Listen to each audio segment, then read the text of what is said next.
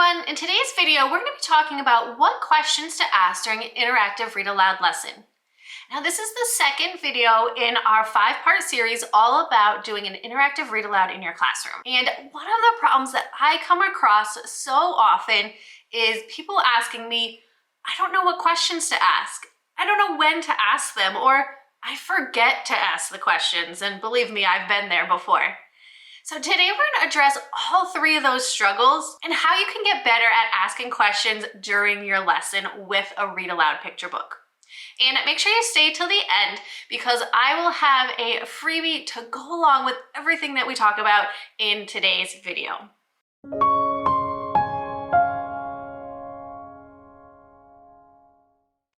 So the first struggle that I have so many teachers coming to me with is during an interactive read-aloud lesson, I forget to stop.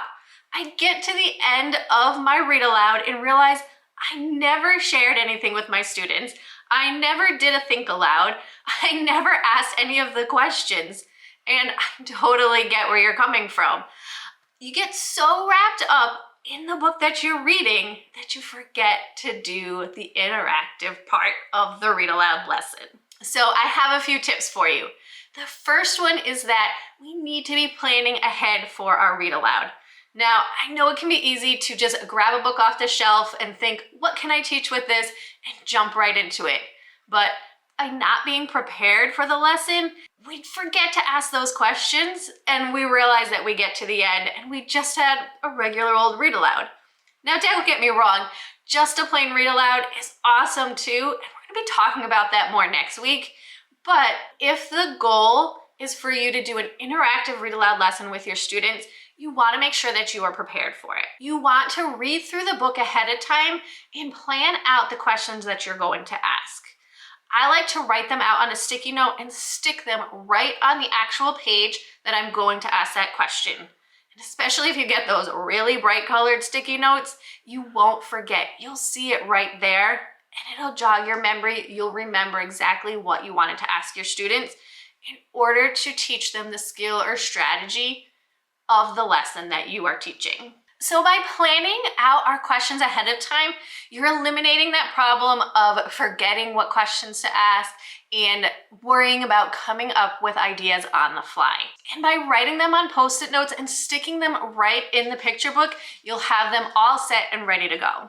The next struggle that teachers are always coming to me with is when do I ask the questions and how many questions should I be asking? So again, planning ahead is key.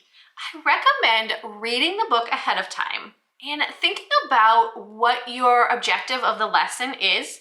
And as you're reading through the book, think about where your natural stopping points are. And that's where you're going to be asking those questions. Those points where you can really target the skill or the strategy that you're teaching. But you need to be careful because asking too many questions could cause your students to lose focus. They could get too distracted and are not following the story. So we need to make sure that there's a careful balance there, that you're making the story interactive, but not too interactive where you're losing the point of the book that you're reading. And this is the point where you're also going to add in those engagement pieces, those interactive strategies. And in a few weeks, we're gonna go over the different engagement pieces that you can add into your read aloud and how you can really get your students interacting with you, with the book, and with each other. So now that we've talked about what to do when we forget to ask questions or not knowing how many questions to ask or where to ask them, a third struggle that teachers have shared with me is what questions do I ask during an interactive read aloud? Now, there isn't a set list of questions because it depends on what you're teaching. What is your objective of the read aloud lesson and what do you want your students to learn? So you're gonna start with the reading strategies and go from there. So for example, if you're teaching inferring, you might say, the character said this, what do you think they mean by that? Or if you're teaching predicting, you can have your students turn and talk to their partner and say, what do you think is going to happen next? If you're teaching how to make connections, how to connect a story to their own lives, you can ask your students, Have you ever felt the way that this character feels? Have you ever been in a similar situation? Now, at the beginning of the video, I mentioned that I had a freebie for you. So if you look at the link in the description box down below, I'll send you a full list of questions to ask depending on the skill or strategy that you're teaching in your class. This is a great starting point for when you're teaching specific lessons with an interactive read-aloud. And I'll say that it's not a comprehensive list, that there are so many more questions that you can ask your students, but this is a great place to get you started. And when we're asking questions, we want our students to think more deeply. We really want to encourage more thorough answers to help them really dig into the text. So by asking questions such as why, or what made you think that, or tell me more, we're really getting students to expand their thinking and to really connect and fully grasp the concepts that we're teaching. And we really want to make sure that we're paying attention to our responsiveness, that we're not asking questions that have a right answer all the time. We want to encourage our students to say more and to be able to figure out these ideas with our guidance.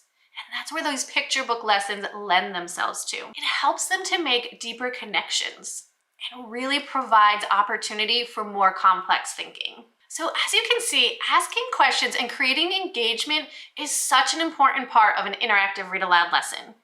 And it can be tricky to come up with these questions. It can be difficult to know where we need to stop or to make sure that we're planning all of our lessons ahead of time. And that's why I created the Colorful Apple Book Club.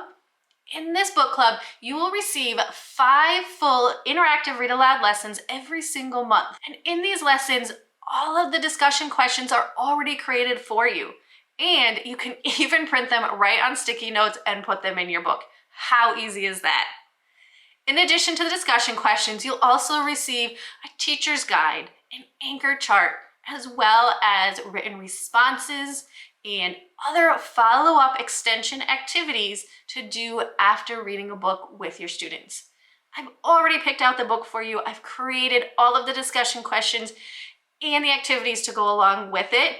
I'll leave a link in the description box down below so that you can click on it to join us in the Colorful Apple Book Club today and have all of your lessons done for you.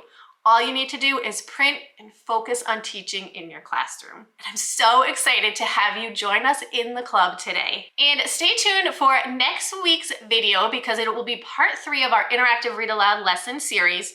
In this video, we're going to be talking about the differences between an interactive read-aloud and just a regular read-aloud, and why there's such an important difference and why they're both important in the classroom. So if this video was helpful for you, make sure you share it with a friend and give it a thumbs up.